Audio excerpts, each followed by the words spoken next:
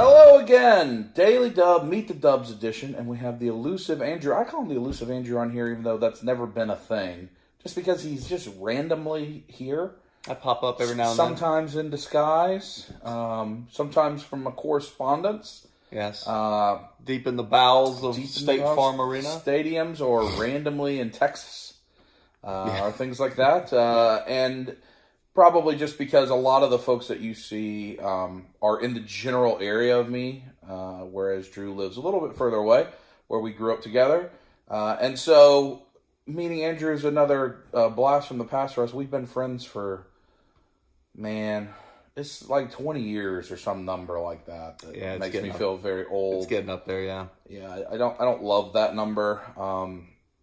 But we've been friends for a long time, and unlike some of the other people, our origin of our friendship is very much based on probably a lot different than a lot of things you see on our channel. Very sports and that kind of world. You know, going and hanging out at the Wings place and watching a game and things like that, silliness like that. But then also we have a great common fandom of wrestling that we, for all of those years, have watched together, and many years ago even were going to Walmart's looking for different wrestling stuff. Yes. So I thought it'd be a good perspective for another person that you see and has been in my life for a long time. Drew has a wife and kids, and they live a few hours away. Drew also travels for work like me, which is different than anyone else that you've heard from. So let's start with that, because I think a lot of people that watch my channel are very curious about what it's like traveling for work. And I know you don't fly like I do, but you're on the road basically every week, very similar to me. So kind of talk about that a little bit. Yeah, I live in my car. We live in hotels, you and I both. You live in a little bit nicer hotels than I do, because I go more rural areas. I'm in more rural, yeah. I go to places that probably these folks out here have never heard of. McRae, Georgia. Yeah. Fitzgerald, Georgia. Old Fitzgerald. Places like that. But traveling for work, it's tough, especially like when you have a family at home and with young children. There's very much times where I miss my wife and I miss the kids. And FaceTime does a nice job of allowing me to see them, but it's... I think I told you a story one time. My son threw out a first pitch at a high school baseball playoff game, and unfortunately I had to watch that over FaceTime, and that was tough for me. Yeah. But it's been very rewarding though too. You get to meet a lot of interesting people. I get to randomly come hang out with you on a Thursday night. It does. When you and I are in town at the same time. We've had a recent string. So in 2017. Our schedules lined up really well. Yeah, and we got to see each other a lot. I lived here for like a month. Yeah, Drew just would stay at the house and work in the general area. In 2018, since I've been in my new role, it seems like anytime I'm home, he's traveling somewhere else, and anytime he's here, I'm on the road. Yeah, which is unfortunate, and I think that's a good perspective, because there is a lot of great things about traveling for work. You're on an expense account. You can eat at nice restaurants. You get to be in nice hotels. If you're in smaller cities, you get to do things, see things that normally you wouldn't do. Yeah, like McRae, Georgia, randomly has a Statue of Liberty in their little town square area. I don't even know where McRae is. It's about 30 minutes outside of Dublin. So south of us, southeast. Yeah, kind of. Yeah, down toward Florida. Yeah, but I mean, just like stuff like that. Like I would never see that if I just stayed where we grew up. Yeah. But it comes with trade-offs, and I try really hard to stay energetic. I know sometimes people can tell on certain days where I'm just zapped, and some of that it's a bad day. It's not any of that. It's just I've not been home. I'm tired. I want to be at my own house. I want to. It's just hard to describe what it's like living out of a suitcase. So last year, I think you and I talked about this. I was gone for like 6 straight weeks. Right. But I mean, I'm home every weekend. But the weekend really kind of consists of I get home on Friday afternoon, and then Monday I'm gone again. Yeah. So I mean that's rough. And my wife is Superwoman, man. She holds down the fort. She takes care of the kids, and she's got the pull string on this, man. If it ever gets too much, she always knows she can tell me, hey, we're done with this. Do something different. And we'll just find something else. So, and we'll actually, one of these future episodes, we'll hear from Melissa. Melissa comments on a lot of stuff if you look in the comments, and the family all watches the video. So that's a good thing. So you've got 2 kids. I know a big thing, and at least, in at least a neighboring part of the collecting world, is you do a lot of Legos with the kids, and that's a thing y'all like to do together. So maybe talk about that, like what's fun about having the kids and introducing them to some of these things. Yeah, Legos, my son, and my daughter too, they're into Legos. I think my son more so. They get allowance for doing, chores around the house. And every time my son, Legos, let's get some Legos. And it's just a fun thing to do. We can kind of sit down, build. We can put down the phones, put down the tablets, turn off the TV, and we can sit down and we can build. It's really allowed me to kind of get back to the kid in me because you've met my kids. I'm usually the one building, and they play with what I build as I go. So, but I always enjoyed Legos growing up too. But it gives me an excuse to play, and I think it allows them to. It allows them to use a part of their brain too, to build, follow instruction, things like that. Stuff they're going to need as they grow up and become adults. So it's multi-touch there. I know your son is pretty big into Batman. Yes. And Spider-Man stuff. Yeah, especially the new movie. Yeah, loves it. That thing's like on a loop at the house. He loves it. Yeah. So that's good. I mean, we view a lot of the stuff that's on the Marvel Universe and stuff is being catered to us at our age, which it is to a point. Mm-hmm. But it's nice to know that they're still very much catering to their young audience. So I saw Into the Spider-Verse, and I loved it as an adult. But to know that your son went and saw it as a kid and loved it just as much is great. I mean, that shows how good the quality of stuff we're getting is right now. Yeah, I took him to see it in the movie theater. And, I mean, he's 5. So anybody out there with kids knows that it's tough to get a 5-year-old to sit and stay at attention for any length of time. Yep. And I mean, that's a 2-hour movie. And, he was laser focused the whole time. Cool. It was amazing. And then we've had the ability to watch it at home. And, I mean, it keeps their interest. I mean, it's great. Usually they're up and about, running around, doing other things while the movie's on. That's because it has Peter Porker, the Spider-Ham. That is his favorite. My favorite. Too. My favorite is Peter B. Parker.